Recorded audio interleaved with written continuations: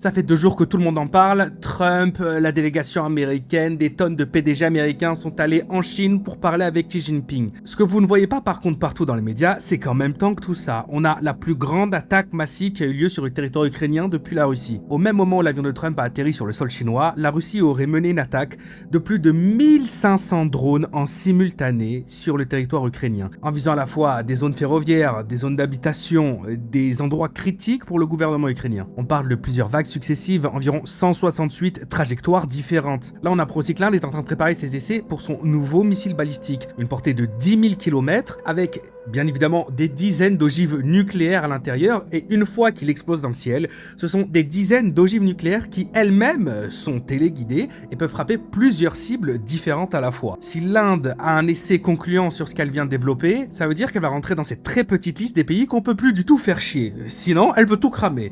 Et je vous rappelle quand même que l'Inde, l'année dernière, pendant 4 ou 5 jours, elle est entrée en guerre contre le Pakistan, et c'est très compliqué entre eux. Donc comme vous l'avez vu partout, Trump est arrivé en Chine. Évidemment, les médias vont titrer de partout que directement Pékin a annoncé que le plus important, number one sur la liste, c'était évidemment Taïwan, et surtout que la Chine est le dernier mot sur ça. Sinon, Xi Jinping lui-même aurait indiqué que ça mènerait à des conflits, voire peut-être une guerre, enfin quelque chose de très violent.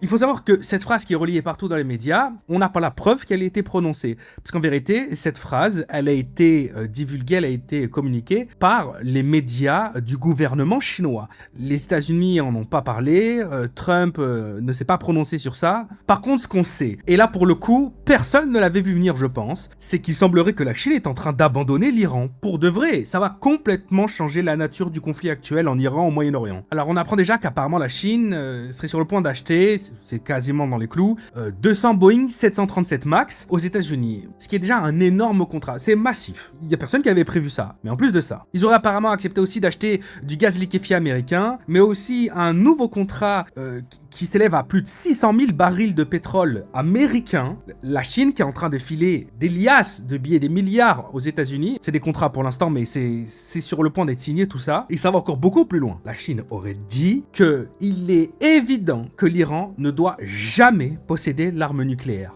Et la Chine aurait aussi rajouté qu'il est évident que le détroit d'Ormuz doit ouvrir dès maintenant, parce que là c'est une situation de prise d'otage mondiale en fait. Donc la Chine qui est le premier client de l'Iran, la Chine que tout le monde pensait derrière l'Iran à l'aider à gagner cette guerre contre les États-Unis, vient d'annoncer publiquement quand même qu'en vérité, non, l'Iran faut jamais qu'elle ait l'arme nucléaire, et l'Iran il faut qu'elle ouvre le détroit, peu importe les moyens.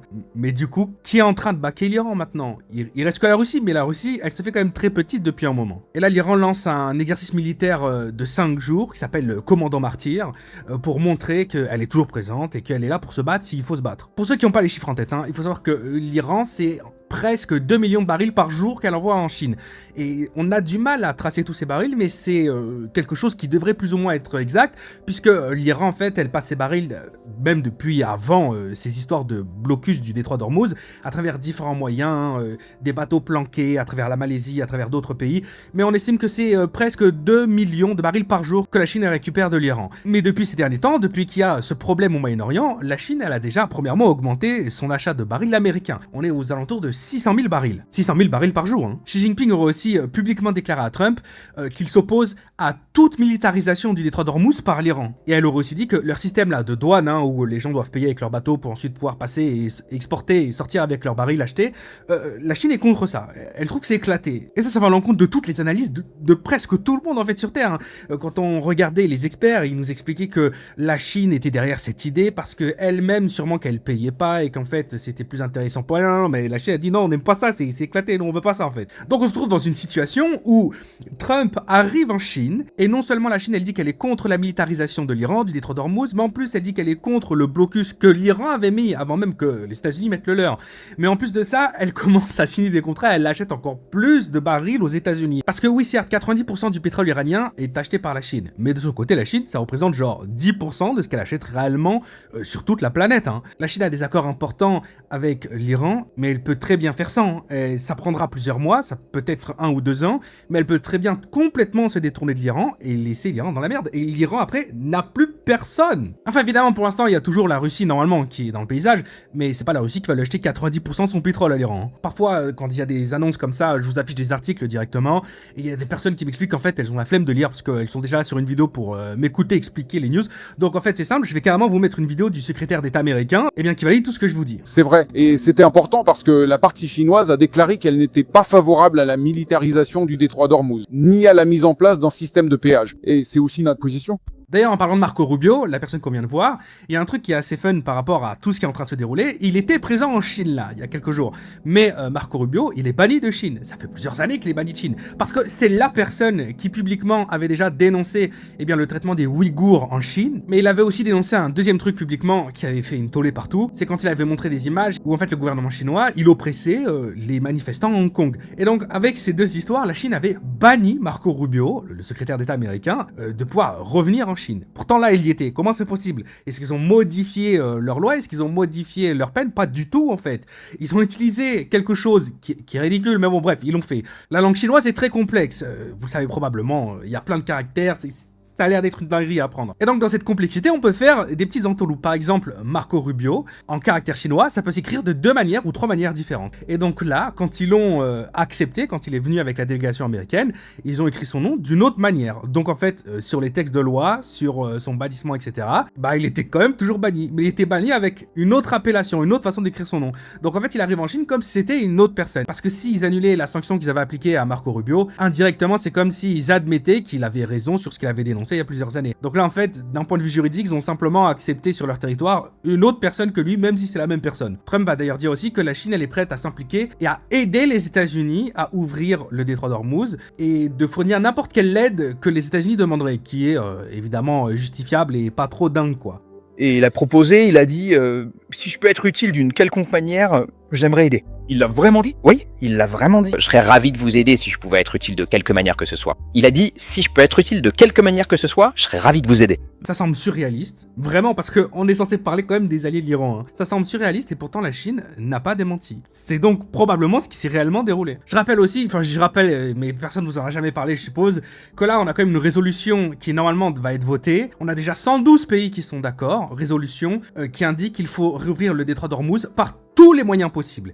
Qu'est-ce que tu veux faire quand t'as tout le reste de la planète qui dit l'Iran, maintenant on est tous contre toi? Alors attention, ça ne veut pas dire que tous les pays du monde vont rentrer en guerre contre l'Iran. C'est pas ce que ça signifie. Ça signifie juste qu'il n'y a plus personne qui va, après ce vote, s'opposer à ce que les Américains vont faire pour réouvrir le détroit d'Ormuz, parce qu'ils auront tous signé un accord en disant oui, il faut le réouvrir par n'importe quel moyen. Maintenant, évidemment, il y a tout le monde qui va vous expliquer que c'est impossible que la Chine et les États-Unis soient main dans la main quoi qu'il arrive, pour une raison simple, c'est Taïwan. Tout le monde est persuadé que les deux pays vont entrer en guerre, une guerre massive, parce que la Chine veut récupérer Taïwan et que les États-Unis sont contre que la Chine récupère Taïwan. Et je vais vous expliquer mon point de vue et pourquoi c'est complètement bidon. Donc en fait, dans les faits, Taïwan agit comme une nation souveraine. Et en face, on a la Chine qui, eux, les voit comme une province rebelle et qui veut les récupérer. Faut comprendre qu'il y a beaucoup de pays dans le monde qui ne reconnaissent pas Taïwan comme un pays indépendant. Pour une raison très simple, ils ont pas envie de se mettre à dos la Chine. Alors évidemment, nous, en tant qu'Européens, on en a presque rien à cirer de ce qui se déroulerait là-bas. Ça va pas trop nous impacter. Mais par contre, il y en a beaucoup des pays qui regardent ça de très près. Le Japon, la Corée du Sud, les Philippines. Ils savent très bien qu'à partir du moment où la Chine récupère Taïwan,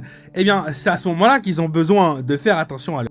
Parce que la Chine peut ensuite aller les récupérer. Là, ça va faire 3 ans que le président de Taïwan, c'est Lai Ching-te. Évidemment, ça se passe très mal avec Xi Jinping et avec le gouvernement chinois. C'est lui, par exemple, qui prend l'indépendance de Taïwan, et c'est lui aussi, qui à chaque fois essaye de dépenser des tonnes et des tonnes de blé pour que l'île soit impossible à récupérer. C'est grâce à lui, par exemple, qu'il y a de plus en plus de systèmes de défense, que ça devient de plus en plus difficile de pouvoir débarquer sur Taïwan, que ça soit de mener des frappes aériennes ou bien tout simplement d'y poser des bateaux pour rentrer par les terres. C'est lui qui met tout en place pour que la Chine ne puisse pas récupérer Taïwan. Même si c'est très bien de toute façon que ça ne sert qu'à gagner quelques heures, quelques jours, maximum, parce que la Chine, c'est la Chine. Mais il faut comprendre aussi que le mec, il est pas là ad viternam. On n'est pas sur un gouvernement russe ou sur un gouvernement chinois. Il y a des élections, il va de toute façon se faire remplacer. Et l'opposition, pour le coup, elle est très proche de la Chine. Et ça, il aime pas du tout. Récemment, par exemple, on a vu son budget qu'il avait demandé à être alloué pour la défense de Taïwan être coupé par deux. Ils ont accepté qu'une petite partie de ce qu'il demandait. Parce qu'au sein même de son gouvernement, les gens commencent à être réticents. Les gens commencent à se poser des questions. Non, mais en vérité, on pourra jamais rien faire de toute façon contre la Chine. L'opposition d'ailleurs du président actuel de Taïwan, il y a un mois, s'est rendue en Chine et a été serré la main de Xi Jinping. Et d'ailleurs, ils disent clairement que eux, ce qu'ils veulent, c'est la réunification de la Chine avec Taïwan. Ils disent réunification, mais c'est plutôt être absorbé en fait. C'est être récupéré sous le drapeau chinois. Parce que je vous rappelle qu'à la fois, t'as le KMT, l'opposition, qui elle est copain-copain avec la Chine, mais la Chine en même temps, elle refuse de discuter avec le président actuel de Taïwan. Ils sont pas potes du tout, parce qu'ils veulent pas la même chose. Donc là, on a vraiment deux forces qui sont en train de faire un bras de fer, et si l'opposition passe au pouvoir, mais il y a même plus d'histoire de guerre, il y a même plus d'histoire de les États-Unis doivent défendre Taïwan ou peu importe. Non, en fait, d'elle-même, Taïwan, elle va être de nouveau réunifiée, absorbée par la Chine. Il y a aussi cette narrative qu'on voit partout dans nos médias, comme quoi les citoyens taïwanais, ils sont anti-chinois, ils ne veulent pas du tout être absorbés par la Chine, ils veulent rester indépendants, mais dans la réalité des faits, quand on s'éloigne un peu de nos médias et qu'on va réellement voir des statistiques qui sont beaucoup plus objectives, des statistiques qui sont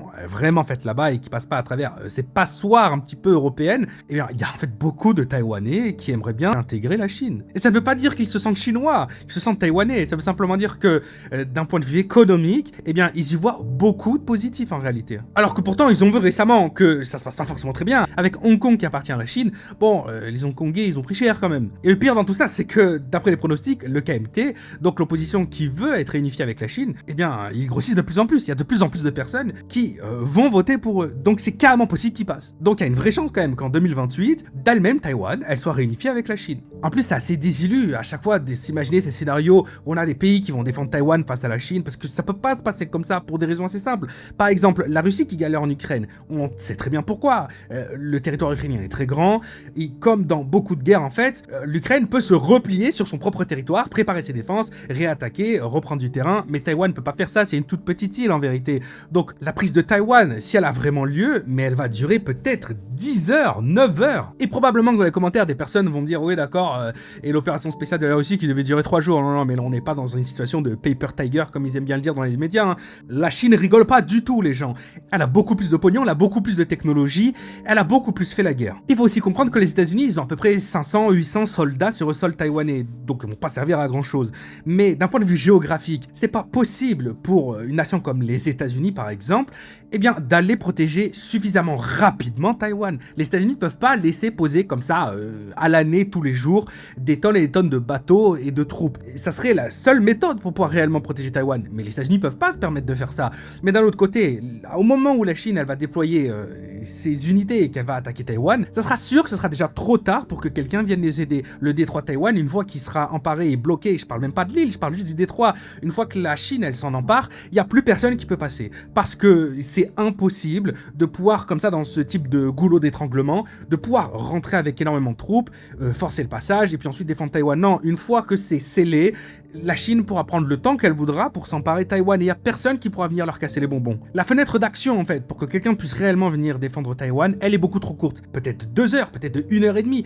Il suffit que les États-Unis y réfléchissent un petit peu trop longtemps, que ça prenne, je sais pas moi, 1 heure de trop, 3/4 d'heure de trop, à ce que Trump se décide, à ce que le gouvernement américain déploie réellement l'aide nécessaire, et c'est déjà trop tard. C'est déjà trop tard. Non, ce qui fait réellement flipper la Chine actuellement, c'est la nouvelle direction que le Japon est en train de prendre. Le Japon, avec son nouveau gouvernement, a décidé qu'il allait massivement relancer l'armement de l'île et redevenir une super puissance militaire. Et la Chine, elle sait très bien qu'une fois que le Japon il atteint ce niveau-là, qui prendra que quelques années, eh bien, il va déployer ses troupes autour de Taïwan et la Chine ne pourra plus, comme elle le souhaite, récupérer Taïwan parce que le Japon pourra défendre suffisamment longtemps pour que n'importe quel autre pays, comme les États-Unis par exemple, débarque. Et puis, une fois que tu as le Japon, les États-Unis, peut-être la Corée, bon, c'est mort, la Chine, elle pourra plus rien faire. Et je pense que le dénominateur qu'il faut le plus regarder, eh bien, en fait, c'est la Chine qui se rend compte que la fenêtre d'intervention est en train, petit à petit, eh bien, de se refermer.